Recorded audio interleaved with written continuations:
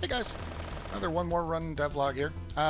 So this is a fun one in terms of kind of solving those late game problems that are seemingly monumental problems for a game like this until you really kind of give it a little time and think about what turns out to be a fairly straightforward solution. I'm sure this is something other games of this genre are doing, and I just never thought of it. So it was kind of a facepalm moment when I realized what we could do with this. All right, so this is an easier show instead of tell. So let's just go ahead and show it. We're going to be paying attention here to this E, the enemy count, 58 enemies, 59 enemies, and S, which is the new value here in our debug information, stands for stasis. And you'll see we're keeping about 80 to 90 frames per second. Baseline here, just running from the IDE while recording. Not too bad. All right, let's go ahead and start adding enemies. So we'll add 1,000 enemies roughly, basic and chargers, just to get a test, and we'll run away from them.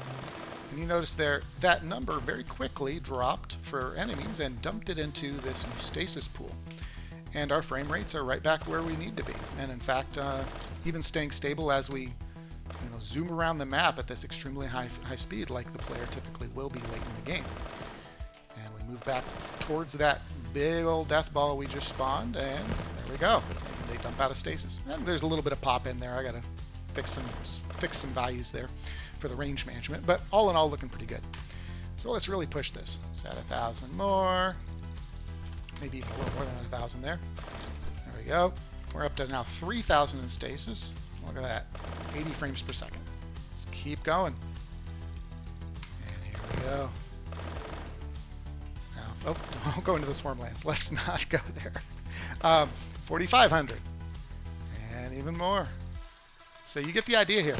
And this, for me, is a pretty big deal. I'm sure there's some experienced devs there who are like, well, no doubt. But for me, this is huge. So what this is doing is it's dumping them into an array, and literally it's killing the enemy. It's despawning the enemy. Keeping them in an array, tracking movement there, tracking all of the values that they had prior, and then re-adding them back in after a simple range check is done. And bonus, for anyone who's been tracking One More Run's development process, this is the first feature that has made it into the production build, or the alpha build, but at least what will eventually be the production build, that uses threading. This entire, we had a hitch there, I gotta look into that, but this entire thing is being done from a separate thread. So that 5,700 now is being maintained in that separate thread with all the simple movement occurring there. To give us much smoother performance regardless of enemy count on the map. This is also rate limiting how quickly they can spawn in and capping us at 1,000 enemies active at a time. I think that's sufficient, right? So that we don't dump all 5,000 on the player and crash the client. So yeah, pretty fun. If anyone has questions on this, let me know. It's kind of one of those that seems crazy, and then you think about it and it's like, oh, that's just an array tracking positional values and saving the state, the variables that the enemy had at the time that they were despawned, just loading them back in with those values.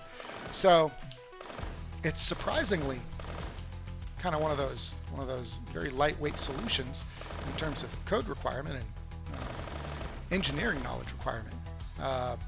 It's just one of those, you got to kind of think of it as like, oh, these enemies are ephemeral. These enemies don't need to persist in the world to give the exact same player experience. It's like maintaining an illusion that these enemies are constantly there chasing the player. But in fact, off screen, they're just ones and zeros. No different than, I guess they're ones and zeros either way. But you get the idea. So yeah, that's enough rambling. Hopefully this is interesting to some people. If you have any questions on it, let me know in the comments or feel free to shoot me a message. All right, bye.